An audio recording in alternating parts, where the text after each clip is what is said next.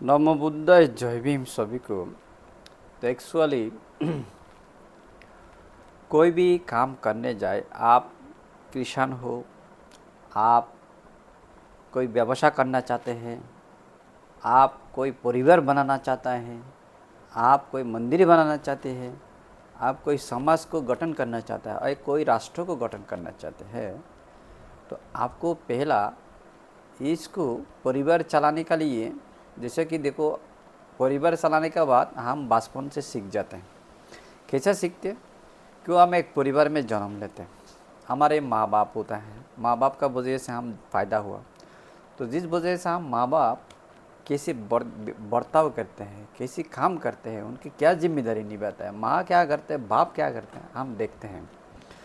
तो ऐसे बाद में हमारा दादा दादी जो है, किसी के नसीब अच्छा है दादा दादी जिंदा है, कोई मर गया तो अलग बात है। तो बाजू वाला का तो है, दादा दादी का हालत प्यार देख सकते हैं ना। वो व्यक्ति को तो अनुभव पे अभिज्ञता है, एक किताब में पढ़ने की ज़रूरत नहीं है।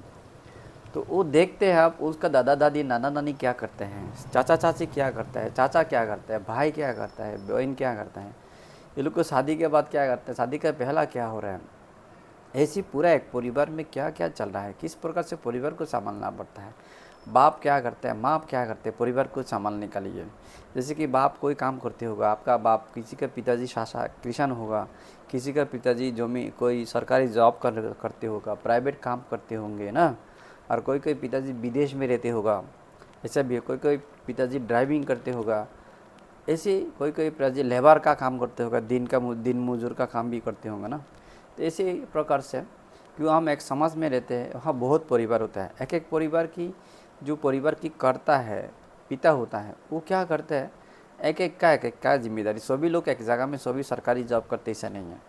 एक सोसाइटी में एक एक लोग एक एक काम पे है, कोई डॉक्टर होगा, कोई इंजीनियर, कोई वकील होगा, कोई बारिस्टर होगा, कोई राजनीति करते होगा, कोई पॉलिटिशियन समाज कार्य करता होगा, कोई व्यवसाय करते होगा ना, कोई और अलग अलग काम करते होगा ना। तो ऐसे वो लोग को हम देखते हैं, देखने के वजह से हमको पता चलता है। तो नाना किस्म के आप शादी में जाते होगा, शादी कैसा करता है, शादी का पहला कैसे बात करता है, बाद में क्या होता है, इसी प्रकार सब कुछ आप आंखों से देखते हैं, आप इससे एक सीख जाते हैं आप। तो परिवार के बारे में, परिवार को कैसे चलाना, सभी लोग, आप लोग शादी कर क्या हुआ, लोग भी नहीं क्या हुआ, वो सबको आँख से देख लिया।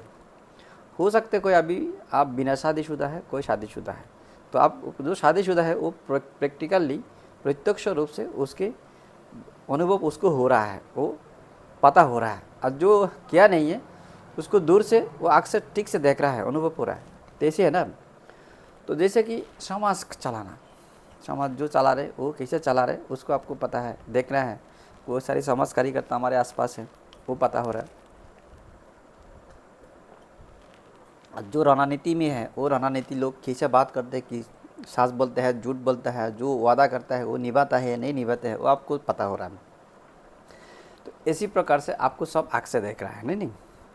तो इसी के लिए धार्मिक लोग, हम बौद्ध भिक्षु हैं, साधु है, संत हैं, तो हम धार्मिक लोग, हम धर्म को प्रचार करना चाहता है, धर्म का आचरण करने चाहते हैं ना। तो धर्म को जब आप आचरण करते चाहते होंगे, तो आपको धर्म का आचरण कैसे करना वो सीखना होगा। सीखने के बाद उसकी किताब आपको ढूंढना होगा। इसका किताब और वो गुरु जो होता है, धर्म को किस प्रकार से आचरण करने का है वो गुरु को पास जाना होगा। तो गुरु आपको सिखाएंगे। तो और साथ साथ में गुरु किताब से भी सिखाएंगे। गुरु किताब से सीखना एक बात है, और प्रत्यक्ष रूप से गुरु किताब जैसे है उसी प्रकार से एक आपको मोनिस्टिक जो सिस्टम है, डिसिप्लिनाइज करके आपको सिखाना, वो अलग बात है। तो उसमें हजार बहुत आसमान ज़मीन पर आके प्रत्यक्ष रूप से धर्म को सीखना और किताब में सीखना में आसमान ज़मीन फ़र्क है, बहुत फ़र्क है। तो जैसे गुरु होता है वो आपको एक एक करके आपको सिखाएगा, प्राइमरी से हाई स्कूल से कॉलेज, ऐसे आपको सभी कुछ आपको सिखाएंगे, पता करेंगे, जानकारी देगा, देगा ना, नहीं देगा। तो इसी प्रकार से आप जैसे कि धर्म का आचरण करेगा, धम्म को आचरण करके धम्म को जान पाएंगे, बुझ पाएंगे, उसको अनुभव पाएंगे, उसको अनुभूति हो जाएगा और उसका एक्सपीरियंस हो जाएगा, अनुभव हो जाएंगे। तो आप दूसरा को धम्म को सिखाएंगे। जैसे कि धम्म सिखाएंगे, एक आप शिष्य बनाएंगे, आपका जैसे सन्यासी शिष्य बनाएंगे, गृहस्थी शिष्य बनाएंगे। क्योंकि बुद्ध के धम्म में गृहस्थी शिष्य का जो होता है उसका भी कुछ नियम नीति होता है, जो संसारी है उसका नियम नीति। ऐसा प्रकार का आप शिष्य 1 2 3 4 जुड़ते रहेंगे। जैसे जुड़ेंगे आप 1000 जुड़ेंगे। जैसे गुरु जितना ज्ञानी होते हैं, मैत्री होता है, दया होते हैं, करुणा होता है, उनका प्रज्ञा नॉलेज, उसकी बोल चलन जितना अच्छा होगा, इतने लोग उनके साथ जुड़ेगा। क्यों? दुनिया के सभी लोग सुख चाहते हैं, शांति चाहते हैं, प्रेम चाहते हैं और प्रगति चाहते हैं। तो वो आपको बस मिल रहे हैं, उस बात सुनने का मिल रहा है, वो रास्ता आपको दिखा रहा है, तो ऑटोमेटिक लोग आपके पास जुड़ेगा। जैसे कि जुड़ेंगे तो आप कोई भी चीज़ करने चाहोगे, कोई आप चाहते हैं आपको और बड़ा मंदिर बनाएंगे आप, और मंदिर का ब्रांच बनाएंगे आप, आपका जो भी शिष्य चला उसके लिए स्कूल बनाएंगे, कॉलेज बनाएंगे, यूनिवर्सिटी बनाएंगे, आप सब बना पाएंगे। और आपका चला लोग जो गृहस्थी चला होगा, गृहस्थी चला भी जुटेगा। तो गृहस्थी चला लोग जो है आपको उपासक उपासिका कहते हैं हमारे में। तो गृहस्थी चलाने के लिए भी आप उनके लिए आप एक शहर बता सकते हैं, एक गांव बैठा सकते हैं, और आप एक टाउन बैठा सकते हैं। ये आपके ऊपर डिपेंड होगा, आपकी क्वालिटी, आपका योग्यता, आपकी आचरण, आपका नॉलेज, आपका प्रज्ञा, आपका दया करुणा त्याग का ऊपर डिपेंड होगा। तो इसके लिए बुद्ध ने हमेशा कहा, पहला आप तैयार हो जाइए। बिना तैयारी होके आप धम्मों को प्रचार मत करें। जैसे कि कोई मिलिट्री, कोई सैनिक कोई देश से लड़ना चाहता है, कोई देश की मिलिट्री, तो विदेश से कोई देश से, जो दुश्मन देश से लड़ने जाओगे, पहला दुश्मन देश का बारे में, ताकत का बारे में जानना होगा। और आपको मिलिट्री के हिसाब से आपको आपका मिलिट्री की जो भी ट्रेनिंग है वो सब कुछ पाना होगा, और आपके मिलिट्री को जो भी शस्त्र होता है, वेपन होता है, वो सब कुछ आपको होना चाहिए, चलाना का होना चाहिए। और आप दूसरा दुश्मन आपको मारने आएगा तो आपको बचाना का कैसे, वो भी आइडिया टेक्निक उसका, वो भी आपको जानकार होना चाहिए। दुश्मन को कैसे मारना और उसको पराजित कैसे करना, खुद को भी कैसे रक्षा करना, इसी प्रकार से ट्रेनिंग आपको होना चाहिए। बिना ट्रेनिंग के आप मिलिट्री का कपड़ा पहन के, बंदूक लेके, आप शस्त्र लेके आप जाओगे तो आप मार खाएंगे, आप मर जाएंगे, आपका देश भी बचेगा नहीं, आप भी बचोगे नहीं, ख़त्म हो जाएगा। तो इसी प्रकार है बात है। तो आज हम एक चीज़ देख रहे हैं, हमारे बौद्ध समाज जो है, तो मैं एक चीज़ से सरप्राइज भी है और एक बाजू में मैं दुखी भी हूँ कि उस समाज की हालत देखते हैं। एक ज़माना में हमारे भारत के अंदर 60-70 साल पहला कोई बौद्ध नहीं बोला तो भी चलेगा, बौद्ध धम्मो अवलंबी, जो बौद्ध धम्म को मानने वाला लोग भारत में नहीं रहा, ऐसा भी कहेगा भी सास होगा है। तो जो लोग कोई काम का नहीं है, कुछ काम नहीं कर सके, वो लोग रह के भी क्या फ़ायदा है। तो आज एक बात हम बाबा साहब को मैं हमेशा धन्यवाद देता हूँ, सहस्त्र प्रणाम, सहस्त्र नमन उनके अभिवादन करता हूँ उनको मैं। इनकी आज एक इनकी सदस्य, इनकी दया करुणा से उन्होंने भारत में फिर बौद्ध धर्म का एक वापसी लिया, और एक भारत के बौद्ध धर्म का एक आलो फिर प्रज्वलित किया उसने।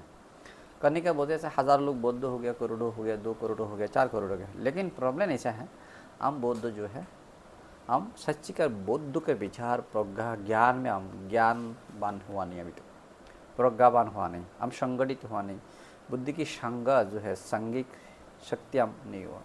हमारी धम्मों को हम साई से जानता नहीं, आचरण भी करता नहीं है, और धम्मों को आचरण साई से जानता भी नहीं, साथ साथ में दूसरा को हम साई नहीं सिखा रहे। तो इस बीच वजह से हम कोई भी चीज़ में कमज़ोर हो रहा है, हमें पीछे पड़ना पड़ रहा है।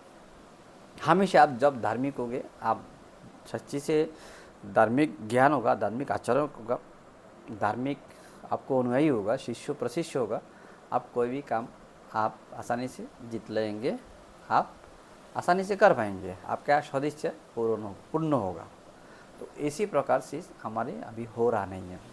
तो इस चीज़ को हमें बहुत ज़रूरी है, होगा 2-4 हमारी बहुत सारी भिक्षु संघ आज है, जो मैं 25, 28, 30 साल पहला भिक्षु हुआ, सामने बना, तो सामने तब मेरे भारत के अंदर, हमारे देश के अंदर बहुत सारी मैंने भिक्षु देखा, उसको बौद्ध धर्मों के बारे में इतना जानकार नहीं है। महाराष्ट्र हो, उत्तर प्रदेश हो, बिहार हो, ऐसी बहुत सारी स्टेट में देखा जो हमारे नवो बौद्ध है, बहुत सारे बुद्ध धर्मों के बारे में इतना जानकार नहीं है, चीवर है। तो आज बहुत सारे लोग बौद्ध धर्मों में डिग्री लिया, MA किया, PhD किया, बहुत अच्छी की बात है, बहुत खुश बात है, बहुत सरप्राइज है, आनंद देता है, उसमें हमें उत्साहित करता है, वो बहुत सरप्राइज होता है, हम बहुत खुश हो जाते हैं इसमें।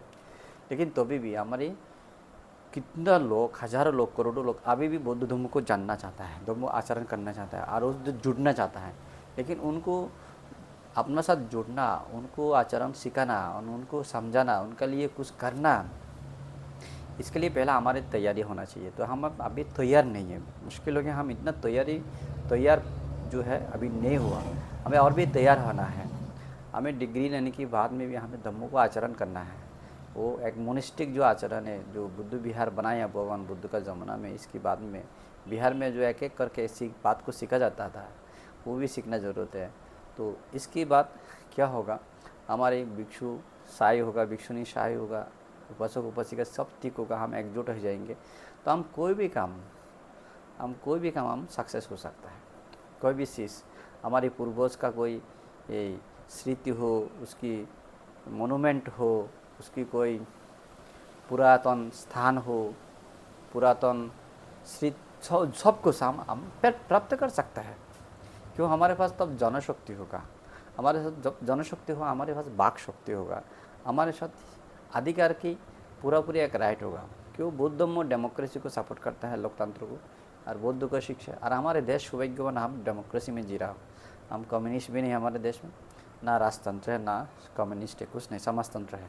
तो सबसे सौभाग्यवान है ये देश, लोकतांत्रिक देश है हमारे देश। तो ये हमारे सौभाग्य है, कितनी अच्छी बात है। तो लोकतांत्रिक विचारधारा की देश है। तो इसके लिए मैं कहूँगा आप लोग को, हमें पहला खुद को शिक्षित करना, समझदार बनाना, आचरण से भी और अपनी ग्रंथ की शिक्षा से, किताबें पढ़ के हम पंडित होना चाहिए, साथ साथ में हम आचरण से भी पंडित अभिज्ञ होना चाहिए। ओके, हम अपनी ऐसे शिष्य प्रशिष्य बनाएंगे, हमारे गृहस्थ लोग इसी प्रकार से सिखाएंगे, हम घर घर जाएंगे, गाँव गाँव जाएंगे, शहर शहर नगर नगर जाएंगे। क्यों, बुद्ध भिक्षु, भगवान बुद्ध ने बोला भिक्षु संघ एक साथ में जाना, संघा सुखो संघा सा सामग्री।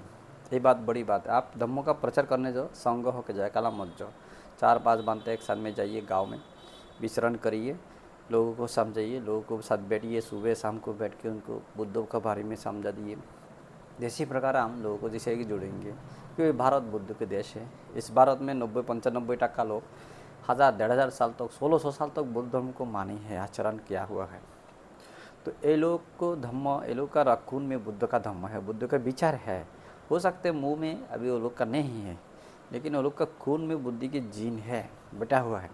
तो उनको जागरूक करना है, उनको इस्तेमाल कराने के लिए आपको जो बुद्ध का जो संस्कार है, जो लोग का अंदर था पहला, उसको फिर जागरूक याद कराना है हमें, जो जरूरी है। तो उसको याद कराना हमें, जब हम याद करा देंगे ना, तो ऑटोमेटिकली देखेंगे हम हर चीज़ हासिल करेंगे, कोई भी चीज़ हमें हासिल करेंगे। कोई भी चीज़ हमारे जो न्याय संगत है, धार्मिक है, वो हम हासिल कर सकते हैं। ऐसे अदरवाइज हम जितना भी संघर्ष करें, हम पराजित हो जाएंगे, हमारे पास टुकड़ा टुकड़ा हो जाएंगे, हमारे पास विवाद सृष्टि होगा, हमारे अलग अलग मत की होगा। तो इसके बाद में हम खंडन हो जाएंगे, टुकड़ा होंगे, कमज़ोर हो जाएंगे। क्यों, धम्म जब नहीं रहेगा हम टुकड़ा टुकड़ा हो जाएंगे। जब धम्मन होगा तब स्वार्थ होगा, लोभ होगा, लालच होगा, हिंसा होगा, अहंकार होगा, मोह होगा, अज्ञान होगा। तो हम अलग अलग हो जाएंगे, विभेद हो जाएंगे, एक को एक हिंसा करेंगे, झगड़ा करेंगे, लड़ाई करेंगे। ऐसे करके करके हम फिर अपना अपना से कमज़ोर हो जाएंगे। दूसरा को मारने का ज़रूरत नहीं हमें आके, हम खुद अपना को मार के, अपना को मार के हम खुद ख़त्म हो जाएंगे। दूसरा आके हमारे ऊपर आक्रमण करना कोई ज़रूरत नहीं है। क्यों, हमारे पास धम्म रहेगा तो हम खुद भी सुरक्षित है और दूसरा भी सुरक्षित है। धम्म जब नहीं है तब हम खुद असुरक्षित है, अपना से अपना असुरक्षित है। दूसरा क्या हमें आक्रमण करके मारेगा, इसके पहले हम खुद मर गए। ऐसे अतीत में भी ऐसा हुआ। बुद्ध धम्म कैसा खराब हुआ एक्चुअली, देखिए ना, बुद्ध धम्म, भगवान बुद्ध का धम्म जो है एक्चुअली कब से जो उसका पतन जो हो रहा था ना, पतन हो रहे कब से पता है? ये 2000 साल से शुरू हुआ पतन, जब से थेरवाद से महायान निकला। पहला ही तो थेरवाद बोलते कोई नहीं, बुद्धवाद, सबको बुद्ध को मानने वाला था, बुद्धवाद था। तो बुद्ध का बाद में थेरवाद महावाद आया, महानाम आया। तो वो कब आया? ये आना शुरू हो गया वैशाली में। एक वैशाली, आप जो वैशाली है, दूसरा संगति हुआ जो इसी टाइम पे, ये थेरवाद दूसरा तीसरा संगति में ये सब हो रहा है। जैसे कि सम्राट अशोक का बाद में और भी 500 साल बाद में यही सब थेरवाद से महायान शुरू होगा। क्यों? कोई भिक्षु चाहते हैं और भी लिबरल होना है, इतना कठोर नहीं होना है, इतना कठोर ध्यान नहीं करना है। पहला तो भिक्षु बहुत कठोर ध्यान करते थे, ज्ञान और अहम तो हो जाता, लोग और निष्कलंक निष्पाप हो जाता था। तो ये बहुत त्याग करने सेक्रीफाई है। तो कुछ भिक्षु इतना त्याग सेक्रीफाई कठोर होना नहीं चाहते हैं। वो ओनली दान करना, थोड़ा सा शील पालन करना, थोड़ा सा भावना करना, ध्यान करना है उसको। कठिन से कठिन, कठोर से कठोर ध्यान नहीं करना उसको कठिन से कठोर शील पालन नहीं करना है। और ओनली थोड़ा ध्यान करना, सामाजिक काम करना है, और थोड़ा सा शील पालना है, थोड़ा ध्यान करना, बस इतना है उसका। ऐसा कुछ भी करना है, गृहस्थी करके ज़िंदगी जीना है, मस्ती करना है। तो ऐसे एक ग्रुप हो गया। कोई ग्रुप बोलते नहीं हम कठोर से कठोर ध्यान करूँगा, ध्यान करके हम ज्ञान प्राप्त करूँगा। जब तक हम ज्ञान प्राप्त नहीं करूँगा तब तक हम रोकूँगा नहीं। और एक ग्रुप बोलते नहीं हमें ज्ञान प्राप्त अभी नहीं करना है, हम ज्ञान प्राप्त अभी पारमी पूर्ण करना करूँगा। पारमी जब पूर्ण हो जाएगा हमारे साथ बाकी गृहस्थी लोग का हम पारमी पूर्ण के लिए काम करूँगा। हम भी दान करेगा, वो भी दान करेगा, हम भी सिल वालेगा, वो भी थोड़ा मोड़ा फालेगा, ध्यान हम भी थोड़ा मोड़ा करेंगे, वो भी करेंगे, लेकिन सीरियसली हम ध्यान नहीं करूँगा। सीरियसली हम इन ध्यान और शील को आचरण नहीं करूँगा। तो वो हो गया महायान।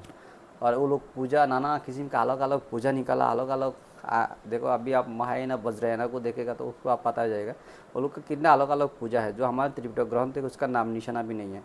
महायाना में कुछ मंत्र है, सूत्र है, वो हमारे त्रिपिटक ग्रंथ में, जो थेरवाद ग्रंथ में उसका नाम निशाना कुछ भी नहीं है। और है भी तो वो थोड़ा वो अलग से बना हुआ है, अलग से कहानी बना के वो लोग बना दिया। और जो कैरेक्टर है, बहुत सारी मूर्तियाँ है, जो जो गृहस्थी मूर्ति है, जो पावर है ड्यूटी से, वो हमारे तेरवादा में इसका नाम निशाना भी नहीं। लेकिन वो लोग ऐसा पावर अलग अलग से क्रिएट किया, अलग से कैरेक्टर बनाया और इसकी ड्यूटी बनाया। लेकिन वो लोग भी लेकिन करुणा दया की साथ काम कर रहे हैं, वो लोग भी ज्ञान प्राप्त, लेकिन वो लोग इतने सीरियस नहीं है। वो गृहस्थी लेवल का है। ये सब ड्यूटी जो है वो लोग गृहस्थी लेवल का ड्यूटी से और गृहस्थी लेवल का पर्सन है। जैसे अरहंत लेवल है, सम्मुख संबुद्ध अरहंत जो है कि ऐसे लेवल का नहीं है। ये लोग कन्वेंशनल लेवल का है, वो अल्टीमेट लेवल का नहीं है। तो ऐसे तो इसका ऐसी वो एक रास्ता बनाया। तो हो के उधर एक ग्रुप चला गया, फिर एक ग्रुप चला गया इधर तेरवादा, जो उसको तेरवाद वो लोग बारह कल तेरवाद हिनवाद। क्यों? ये लोग पहला ज्ञान प्राप्त करना चाहता है। तो अभी आपको ज्ञान होगा तो दूसरा को ज्ञान बांटेंगे ना, ज्ञान नहीं तो कैसे कहाँ से बैठेगा ना। आप डॉक्टर होगा तो दूसरा का इलाज कर सकता है ना, दूसरा को डॉक्टर बना सकता है। ये तेरवादा का वो लोग बोलते तेरवाद हिनयान। वो महायान क्यों करे? वो लोग नहीं हम खुद भी ज्ञान नहीं प्राप्त करूँगा, निस्वार्थपन नहीं होगा, हम दूसरा को भी ज्ञान प्राप्त नहीं कराऊँगा। सभी दानशील भावना जो ज्ञान प्राप्त करना जो प्राइमरी स्टेज है ना, वो स्टेज और स्टेप को हम फॉलो करेंगे। थोड़ा दान करेंगे, थोड़ा शील वालेंगे, भावना करेंगे, सभी लोग मिलजुल के एक साल में हम ज्ञान प्राप्त करेंगे। ऐसा महायाना, इसके लिए बोलते हैं हम महायाना, महान से हमारे से। तो ऐसा बोल के लोग गुरु फॉलो किया। तो होने के बाद में इधर से महायाना से फिर दूसरा वज्रयान आ गया। ऐसा करके भिक्षु संघ में अलग अलग टुकड़े। तो एक का बात एक विवाद में आ जाता था। वो लोग अपना एलू का उपासक उपासिका में भी दो ग्रुप हो गया। कोई तेरवाद का बात चला गया, कोई महायान में चला गया। ऐसी करके भिक्षु के दो ग्रुप हो गए। होते चलते रहते भिक्षु लोग बहुत सारे आक्रमण का शिकार हो गया। बीच में बहुत सारी लोगों ने सुजुग ले लिया कि जो लोग बौद्ध धर्म को पसंद नहीं करते, बुद्ध के विचार को पसंद नहीं, बहुत सारे ब्राह्मण लोग बुद्ध का घोर विरोधी था। तब वो लोग बौद्ध धर्म को माना नहीं, बुद्ध के विचार को माना नहीं, ऐसा ही रहा गया अपना पुरानी विचारधारा। तो वो लोगों ने हमेशा मौका देखते कब बौद्ध भिक्षु को हम नुकसान कर सकते हैं, हानि कर सकते हैं। क्यों? तब भी बुद्ध का भिक्षु लोग बहुत है, बुद्ध का महायान और तेरवादा, लेकिन बुद्ध को मानने वाला ज़्यादा है दोनों ग्रुप में। दूसरा ब्राह्मण्यवाद की ब्राह्मण को मानने वाला बहुत कम संख्यक है। और थोड़ा जैन लोग था, लेकिन ब्राह्मण का मानने वाला 1% 2% था। बाकी थोड़ा 1-2% जैन था, बाकी 95% बुद्धिस्ट था हो गया। तो जिस वजह से लोग हमेशा मौका देखते हैं। शारीरिक रूप से तो आक्रमण कर कुछ नहीं कर सकते, वो लोग अपना दिमाग से टेक्निकली वो लड़ाई तैयार करके वहाँ वो लोग को मारना चाहता है। और एक उसका क्या झगड़ा लगाने का ऐसा काम था। ऐसा करके भिक्षु लोग अपनी झगड़ा में लगा रहा रहते गृहस्थी को भी झगड़ा में लगाया करके अपनी सुरक्षा, अपनी भविष्य, अपनी देश की सुरक्षा, भविष्य की और फ्यूचर का कोई भी सोचा नहीं सोचने की वजह से बाहर का शक्ति आया। आप बोल कर जी उधर से आया है। सम्राट अशोक का समय क्यों नहीं आया, चंद्रगुप्त मौर्य का टाइम भी क्यों नहीं आया? क्यों? वो लोग भविष्य, वर्तमान भविष्य के बारे में सोचता था। वर्तमान में कैसे अपना सुरक्षित, बौद्ध धर्म में कभी नहीं कहा बुद्ध ने गृहस्थ लोगों को आप अपना सुरक्षा ना करें, अपना प्रोटेक्शन ना करें, अपना निरापत्ता का लिए काम नहीं करें, ऐसा कभी नहीं बोला। तो ये लोग अपना निरापत्ता का बारे में सोचा नहीं है। कभी भी कहाँ से भी कोई शत्रु दुश्मन आके हमें हानि कर सकते हैं, हमें मार सकते हैं, हमारा संपत्ति लूट सकता है। तो उसका बारे में सोचा नहीं, जिस वजह से क्या हो गया, बहुत लोग उदासीनता आ गई। उदासीनता आने की वजह से इसे विवाद करते करते उदासीन हो गए। उदासीन वजह से उस राजा महाराजा लोगों को भी अच्छा सलाह मिला नहीं, अच्छा परामर्श मिला नहीं है, अच्छा फालतू एक को एक झगड़ा में हमेशा समय बर्बाद कर दिया। कभी अपना सुरक्षा, सिक्योरिटी, अर्थनीति इसे बारे में सोचा नहीं सोचने का वजह से, जैसे कि बख्तियार खिलजी हो, वहाँ से आया है, हज़ारों लोग, लाखों लोग आके इधर आसानी से आक्रमण कर लिया। ये लोग के पास क्या मिलिट्री नहीं है, कुछ नहीं है, कोई भविष्य का, कोई वर्तमान की सुरक्षा का कोई सिस्टम ही नहीं है, कोई व्यक्ति नहीं है, कोई ऐसा कोई मिलिट्री सैन्य कुछ नहीं है, आके ख़त्म कर दिया। ऑनली पूरे ब्राह्मण ने ख़त्म किया। ब्राह्मण इधर था, जब मुसलमान आके देखा आक्रमण कर रहा है तो ब्राह्मण भी एक मौका लिया, पुराना दुश्मनी है वो उठा लिया, ठीक है मुसलमान से दोस्ती कर लेते हम करके। उसका तो बहुत पहला से दुश्मनी था, हम इस लोग को ख़त्म करना है, बौद्ध लोग को। ये बौद्ध लोगों ने हमारी इतना नुकसान किया, पेट में लात मार दिया, हमारे पेट खाना छीन लिया। पहला हम इस देश का पूरा देश दुनिया में चलाता था, हमारे बात से चलते थे, गुलाम बना के हम खाया लूटपाट करके। अभी तो हमारे राज ख़त्म हो गया, ये लोगों ने ख़त्म, अभी ये लोग को ख़त्म करना है। तो मुसलमान जैसा कि आया, मुसलमान से लोग दोस्ती बनाया, पहला बना के। लोग के पास तो मिलिट्री नहीं थे, ब्राह्मण के पास, मुसलमान का तो मजबूत मिलिट्री था, शस्त्र था और ट्रेनिंग प्राप्त लोग को दोस्ती करके कहाँ कहाँ बुद्धों का मंदिर है, बुद्धों का पैगोड़ा है, बिहार है, स्कूल है, कॉलेज है, वहाँ लेके जाके ये लोग को हत्या कराया, खून कराया, जलाया फिराया। बौद्ध लोगों को जोर जबरदस्ती बुद्धिस्ट बनाया, जो बना नहीं वो लोग को काट के। और जो कोई ब्राह्मण का अंदर नीचे जात बन गया, शूद्र वैश्य बन के, और ST OBC बन के रह गया। कोई नहीं, तुम ब्राह्मण नहीं बन सकता, कभी शूद्र को भी ब्राह्मण नहीं बन सकता है, OBC को भी ब्राह्मण नहीं बन सकता है, क्षत्रिय भी नहीं बन सकता है। लेकिन तुम अपना क्षत्रिय बनो और वैश्य बनो और शूद्र बन के रहो, अभी आपको ब्राह्मण बनना। अभी देखो कोई अमेरिकन लोग इधर आके हिंदू होता है, वो ब्राह्मण बन जाता है। कोई अफ्रीकन काला लोग भी हिंदू धर्म में आते हैं, उसको ब्राह्मण बना देता है, उन लोग का नाम भी ब्राह्मण का नाम सार नेम मिल जाता है। लेकिन और कोई मुसलमान भी आज का देख रहा हो बहुत सारी फेसबुक टेलीविज़न में, ऐसी कोई मुसलमान हिंदू हो गया वो ब्राह्मण हो, लेकिन साला दलित, इतना कोई सारी दलित या OBC SC 85-90% वो लोग को हिंदू है, लेकिन वो लोग को कभी ब्राह्मण का बेटी से शादी किया भी तो ब्राह्मण बनाते नहीं। कितना दुख की बात है ना। तो ऐसा मैं कोई धर्म को मैं निंदा नहीं कर रहा, लेकिन साथ जो है तो हमें कहा नहीं, हमारे देश की जो 1000 साल की इतिहास है वो कह रहा हूँ, वो चल रहा है। तो देखिए भाई, इसके लिए मैं आपको कहता है सब विश्व संघों को भी, गृहस्थ संघ भी, हमें एकजुट होना बहुत ज़रूरी है। जब तक हम एकजुट नहीं होगा, कभी हमारे हक अधिकार नहीं होगा, सामाजिक हक हो और राजनीतिक हक हो, राष्ट्रीय हक हो, धार्मिक हक हो, धार्मिक अधिकार हम कभी प्राप्त नहीं करेंगे। धार्मिक अधिकार को आपको प्राप्त कराना है, राष्ट्रीय अधिकार को प्राप्त करना है, सामाजिक अधिकार को प्राप्त करना है, आपको यूनिटी और एकता की बहुत ज़रूरत है। तो इसके लिए आपको धार्मिक बनना होगा। धार्मिक बनेगा तो आप दयाशील होगा, करुणाशील होगा, मैत्री होगा, एक को एक आप माफ़ कर सकते, क्षमा कर सकते हैं। अभी आपको एक क्षमा नहीं कर रहा है कि वो धार्मिक नहीं है। आप जब धार्मिक नहीं होगा, आप क्षमा, आपका भाई को क्षमा नहीं कर पा रहे, आपका बहन को क्षमा नहीं, आपका माँ बाप को क्षमा नहीं कर पा रहे, माँ बाप ने बेटा को क्षमा कर नहीं पा रहा है, क्यों? आप धार्मिक नहीं है। तो धार्मिक हमें क्षमा करना सिखाता है, मैत्री सिखाता है, करुणा, दया सिखाता है, सामाजिक जिम्मेदारी सिखाता है, सामाजिक प्रगति के बात सिखाता है, समाज के मंगल की बात सिखाता है, समाज को आगे लेके जाने के बाद सिखाता है, देश को आगे लेके जाने के बाद सिखाता है। इसके लिए धार्मिक होना बहुत ज़रूरी है। धन्यवाद सभी को। नमो बुद्धाय।